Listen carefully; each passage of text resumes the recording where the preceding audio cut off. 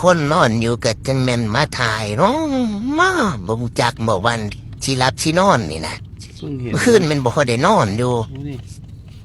คนที่รับสินอนก็มาหาถ่ายนะแล้วซูมเขามาซูมเขาซูมออกนี่แหละ น้องไม่มีนิ้ว แล้วก็เอิ้นในบ้านนี่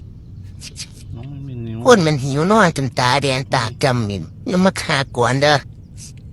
เนอะไปแดงจะนอนแล้วข้ามเลย ครั้งนี้น้องไม่มีนิ้ว ไปเลิกกวนนอนต่อได้นี่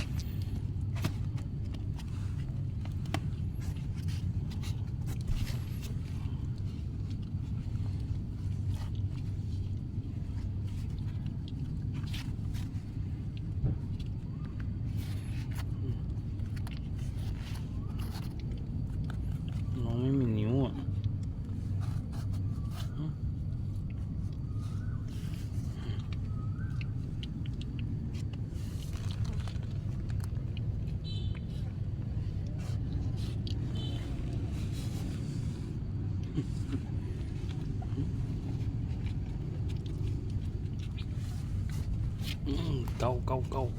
เก้า